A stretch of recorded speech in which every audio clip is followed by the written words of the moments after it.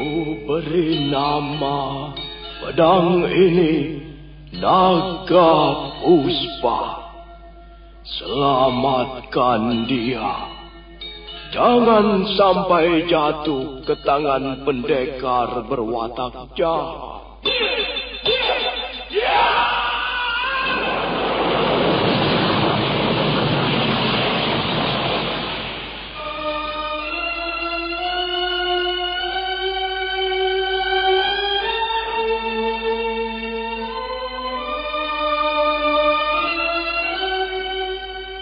Tutur Tinula.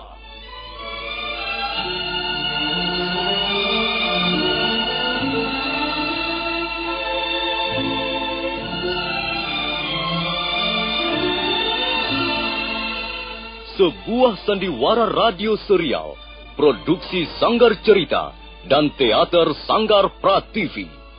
Sebuah kisah dengan latar belakang sejarah runtuhnya Singasari dan berdirinya Kerajaan Majapahit.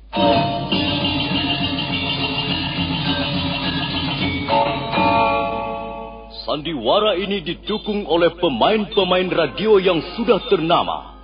Ferry Fadli, Ivone Rose, dan Eli Ermawati.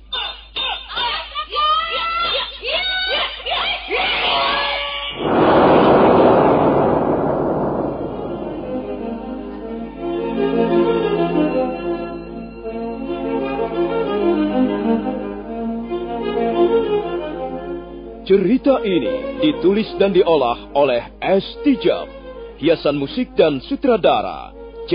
Ispriyonoka.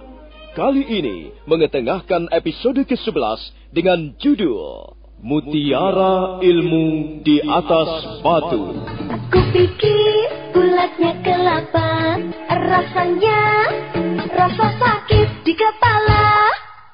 Itu sakit kepala. Bapak-bapak, ibu-ibu, man mau sia bingung, lamin pening otak, sakit disit, nyeri pang otot ke sendi, atau nyeri pang waktu haid, inom bae. Puyer obat sakit kepala cap siolas. Lamin putra putri sia sakit panas, puyer cap siolas bau saturin panas. Jadi, lamin pening otak garusia, inom. Puyer obat sakit kepala cap siolas. Puyer obat sakit kepala cap 19. Puyer obat sakit kepala cap 19. Produksi PT Irawan Jaya Agung Surabaya. Baca aturan pakai. Jika sakit berlanjut, hubungi dokter.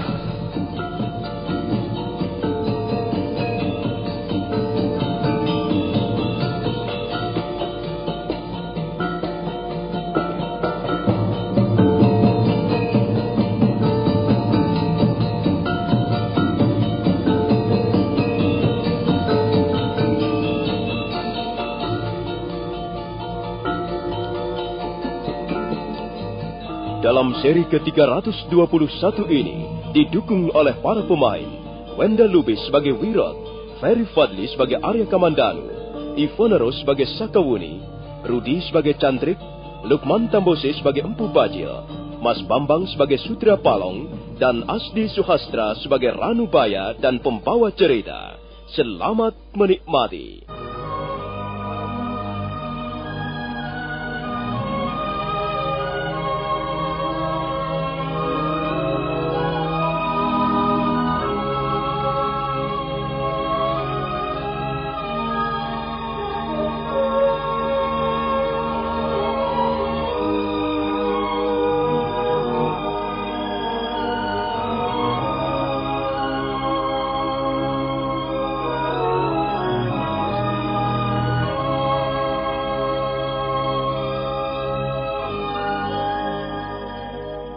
Wirot adalah satu-satunya murid Empu Ranubaya sebelum Arya Kamandanu. Di samping sebagai murid tunggal, Wirot sudah menjadi seperti anak angkat Empu Ranubaya sendiri. Arya Kamandanu sangat gembira dan terharu karena secara tiba-tiba ia bisa bertemu kembali dengan Wirot. Ia mendekap Wirot erat-erat dan mereka saling berdekapan untuk sesaat lamanya. Baik Arya Kamandanu maupun Wirot merasa sangat bersyukur karena mereka serasa telah menemukan kembali yang selama ini lenyap dari kehidupannya. Sudahlah, Ngger. Kita harus bersyukur. Nampaknya para dewa masih melindungi kita masing-masing. Sehingga kita masih bisa bertemu kembali. Benar, Paman. Saya sungguh-sungguh tidak menduga bahwa saya masih akan bertemu dengan Paman Wirot. Marilah, Ngger. Kita masuk ke dalam goa. Saya lihat teman Angger sepertinya sangat lelah. Ayo, Sakawuni. Ini, kenalkan Paman Wirot. Kami dulu pernah tinggal bersama-sama di dalam gua ini untuk menimba ilmu dari Paman Ranubaya. Oh, terima kasih, Paman. Di Pantai Tuban beberapa tahun yang lalu, saya menjadi sangat putus asa. Saya merasa bahwa hidup saya tiada berguna lagi. Saya sangat sedih. Saya benar-benar terpukul. Kemudian saya pergi mengembara kemana-mana tanpa arah tujuan yang pasti. Lalu, mengapa tiba-tiba Paman Wirot kembali lagi ke dalam gua ini? Saya sudah lelah mengembara, Nini Sakawuni. Barangkali karena usia saya sudah semakin tua. Tiba-tiba saja saya ingin menetap di suatu tempat. Kemudian saya ingat bahwa guru pernah berkata kepada saya ketika masih tinggal di dalam gua ini. Wirot, kau tidak mungkin selamanya bersamaku. Suatu saat nanti, nasib pasti akan memisahkan kita. Ada satu hal yang ingin kukatakan padamu, Wirot. Coba perhatikanlah baik-baik. Goa tempat kita berlatih olah kanuragan ini tidak seberapa luasnya. Goa ini juga tidak terlalu istimewa.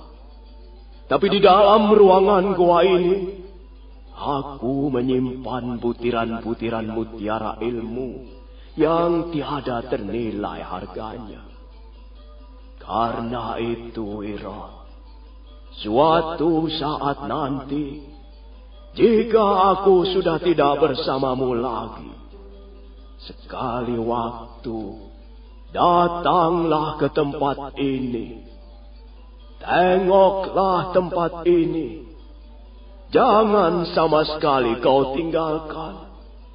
Dan jangan boleh ada orang merusaknya.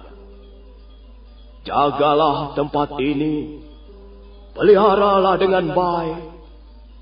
Syukur kau mau tinggal di dalam gua ini. Sekalian kau rawat seperti rumah tinggalmu sendiri. Demikianlah, Ngger. Itulah sebabnya saya kembali ke goa ini. Butiran-butiran mutiara ilmu. Kalau memang benar, pastilah ada hubungannya dengan jurus-jurus pedang naga puspa. Pasti erat hubungannya dengan ilmu kanuraga naga puspa. Besar kemungkinan begitu, Ngger. Tapi sampai sekarang, saya sendiri tidak menemukan apa-apa di dalam ruangan goa ini. Kecuali batu-batuan yang tersebar di sana-sini. Dan sudah hampir menyatu dengan dinding-dinding ataupun lantai goa. Apakah Paman Ranubaya tidak menyebutkan di mana menyimpan butiran-butiran ilmu itu, Paman Wirot? Tidak, Nini.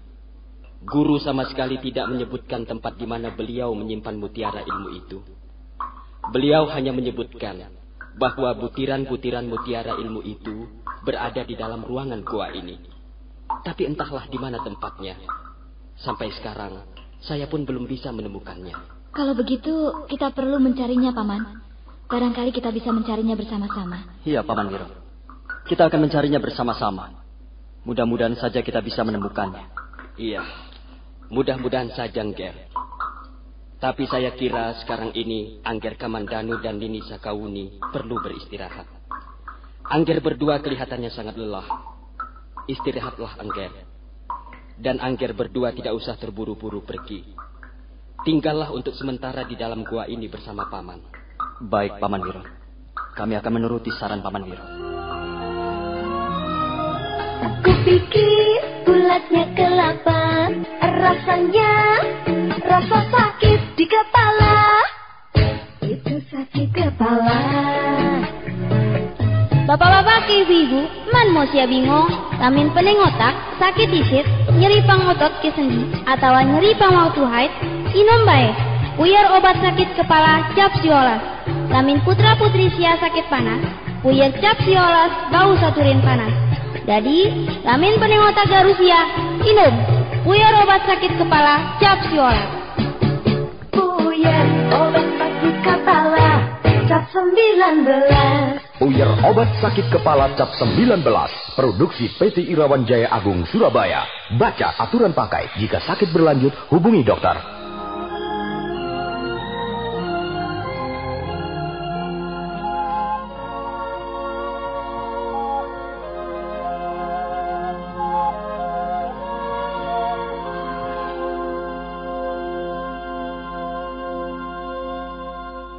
Maka demikianlah, Arya Kamandanu dan Sakawuni tinggal untuk sementara di dalam goa di punggung Bukit Kurawan. Sekarang marilah kita ikuti perjalanan Empu Bajil setelah meninggalkan Bukit Maribong. Empu Bajil bermaksud menemui gurunya di lereng Gunung Tengger. Setelah beberapa saat lamanya berkuda, Empu Bajil akhirnya tiba di lereng Gunung Tengger.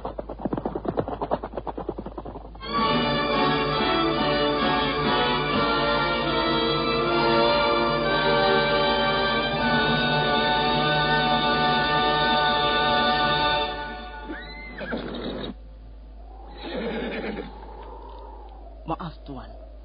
Siapakah Tuan? Namaku Empu Tong Bajil. Aku bermaksud menemui guruku di Padepokan Tengger. Jadi Tuan bermaksud menemui Bapak Guru Jana Mahadwija? Ya, antarkanlah aku menemui beliau. Maaf, Tuan Bajil. Saya terpaksa tidak dapat memenuhi keinginan Tuan. Ngapa tidak bisa? Bapak Guru sedang bersemedi. Kami cantrik-cantriknya dipesan agar jangan menerima tamu dalam beberapa hari ini. Karena itu, sekali lagi saya mohon maaf, Tuan Bajil. Saya terpaksa tidak dapat memenuhi keinginan Tuan. Wah, sayang sekali. Lalu aku harus bagaimana, Cantrik? Aku tidak mungkin kembali lagi setelah berjalan cukup jauh. Sekarang ini Tuan berada di Lawang Tengger. Tuan bisa istirahat di tempat ini. Ada banyak celah-celah batu ataupun gundukan-gundukan yang bisa Tuan pergunakan untuk istirahat malam hari. Tempat ini cukup aman, Tuan. Hampir tidak pernah ada binatang buas menyaba daerah ini. Nah, selamat istirahat, Tuan. Saya tidak bisa lama-lama menemani Tuan. Saya mendapat tugas mencari air bersih untuk minum teman-teman di Padepokan.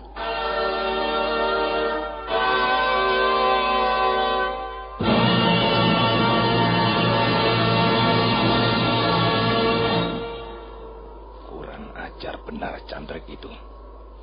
Rupanya dia belum tahu siapa Empu Bajil. Dia sama sekali tidak menganggap kehadiranku. Awas kau, Cantrik. Nanti ku pelintir batang lehermu. Apa akalku sekarang? Yang jelas aku tidak sudi menuruti anjuran Cantrik goblok itu. Mana mungkin aku harus istirahat dan tidur di celah-celah batu. Aku bukanlah seorang gelandangan.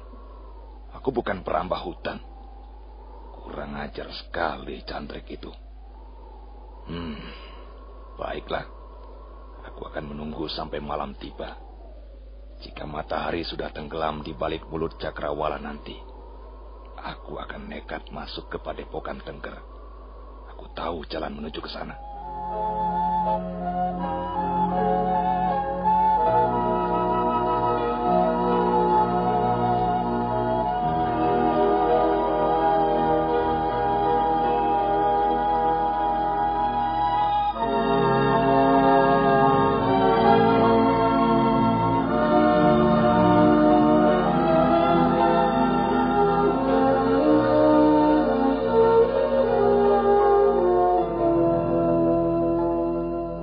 Gunung Tengger terletak bersebelahan dengan Gunung Bromo. Padepokan Tengger atau biasa juga disebut Perguruan Segara Geni terletak di lambung kiri Gunung Tengger. Sebelum mencapai Padepokan Tengger, setiap orang harus lebih dulu minta izin para cantrik yang menunggu di Lawang Tengger, di sebuah celah yang merupakan pintu masuk. Empu Bajil memang tidak segera meneruskan perjalanan. Dia memacu kudanya kembali turun agar tidak menimbulkan kecurigaan Cantrik. Tapi di sebuah celah tebing, dia membelokkan arah kudanya ke kanan. Empu Bajil menemukan tempat yang aman untuk istirahat, menunggu malam tiba nanti. Tempat itu merupakan celah atau rongga-rongga tebing yang terlindung dari hembusan angin. Setelah menambatkan kudanya, Empu Bajil duduk istirahat di atas sebongkah batu.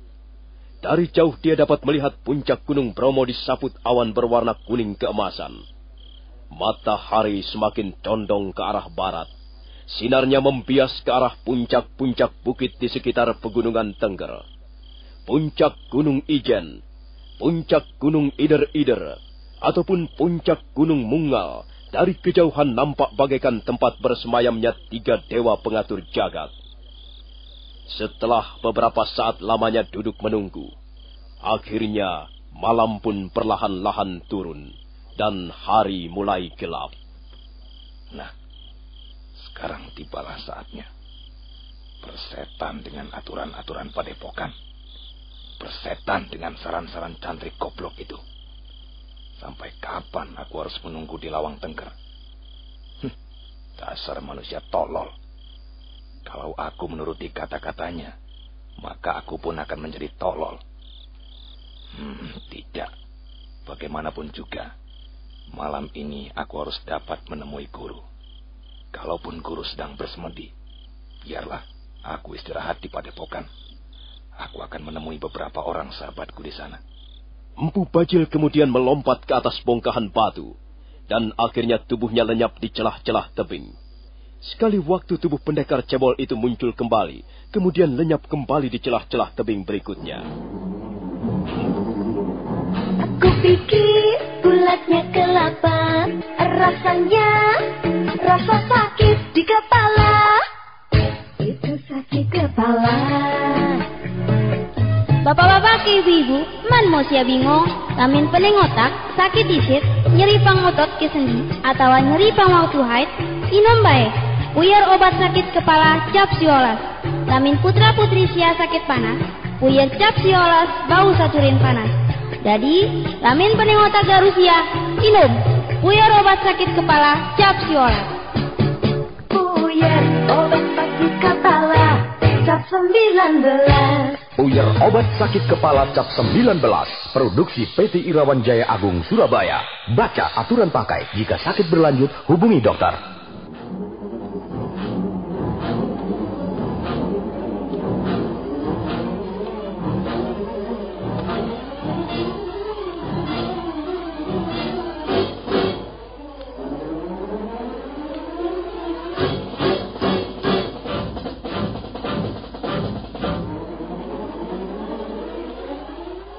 Bajil terus merayap tebing, celah demi celah lereng Tengger, dan akhirnya dia pun tiba di sebuah tebing di mana padepokan Tengger terbaring di bawahnya. Ada banyak cahaya pelita berkelap-kelip di sekitar padepokan, bagaikan kunang-kunang terbang malam. Untuk sesaat lamanya Empu Bajil istirahat, sambil menunggu kemungkinan untuk turun. Setelah merasa napasnya sedikit longgar, Empu Bajil segera melompati bongkahan batu, dan akhirnya tubuhnya lenyap di balik kegelapan lereng. Tapi baru saja kakinya menginjak dasar lereng yang merupakan batas padepokan Tengger di sebelah utara, mendadak di hadapannya muncul sosok tubuh manusia.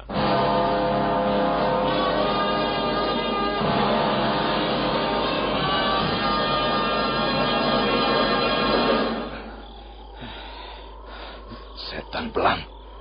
Minggir kau, Cantrik. Jangan menghalang-halangi langkahku. Siapa kau berani diam-diam masuk di padepokan Tengger? Itu bukan urusanmu. Aku ingin menemui guru. Guru? Guru siapa? Aku ingin menemui Wong Agung.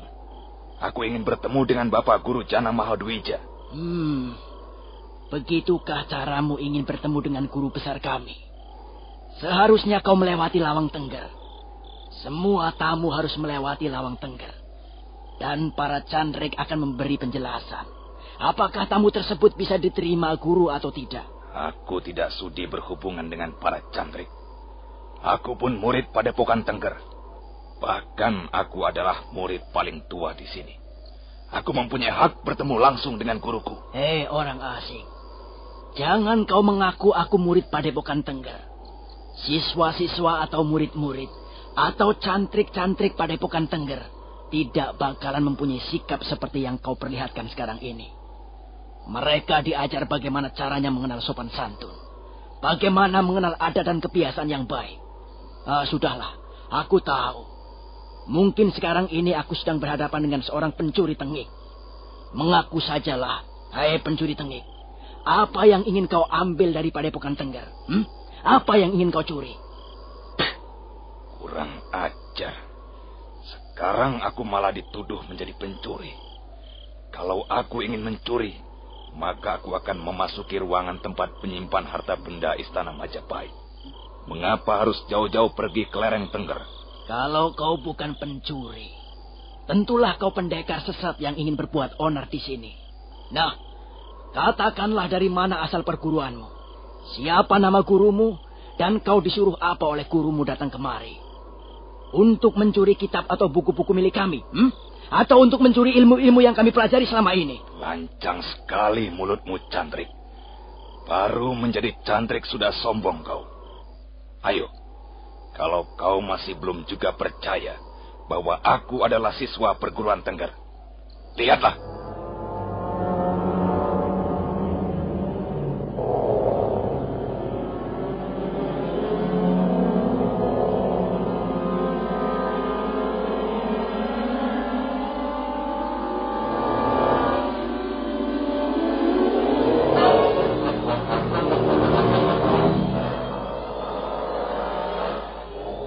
Bajil segera mundur beberapa langkah untuk mempersiapkan Aji Segarageni. Kedua belah lengannya digerak-gerakan ke atas dan ke bawah secara bergantian. Kemudian matanya terpejam, sementara kedua telapak kakinya digosok-gosokkan ke tanah. Laki-laki yang masih berdiri di hadapannya kelihatan sedikit terkejut. Dia mundur 2 langkah. Ayo, majulah. Kau kenal ilmu apa yang akan kugunakan ini? Ayo, majulah, cantrik. Barangkali kau ingin berkenalan secara lebih akrab dengan Bu Bajil.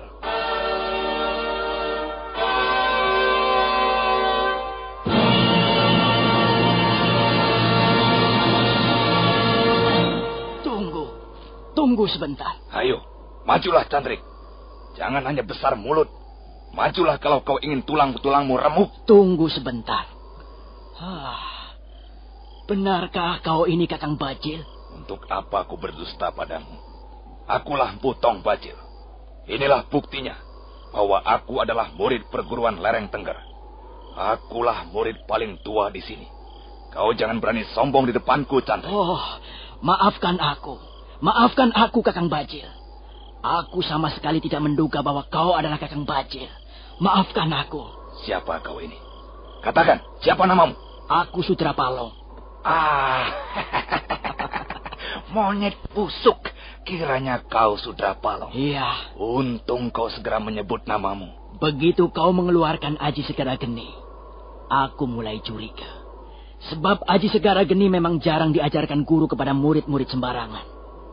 Di Padepokan Tengger ini, hanya 4 orang yang memiliki Aji Segarageni. Guru sendiri, kemudian Kakang Bajil, lalu aku, dan seorang lagi adik seperguruanku. Siapa yang seorang lagi itu? Dia anak angkat guru sendiri. Namanya Jana Lelung. Jana Lelung adalah murid kesayangan bapak guru. Marilah Kakang Bajil. Marilah kita bicara panjang lebar di pondokku. Sudah lama sekali kita tidak bertemu. Aku kangen sekali padamu, Kakang Bajil. Kau tetap kelihatan jelek, Sudra Palong. Wajahmu bopeng seperti setan. Ayolah, aku pun sudah kangen padamu. Ayo, buatkan aku minuman kesukaanku.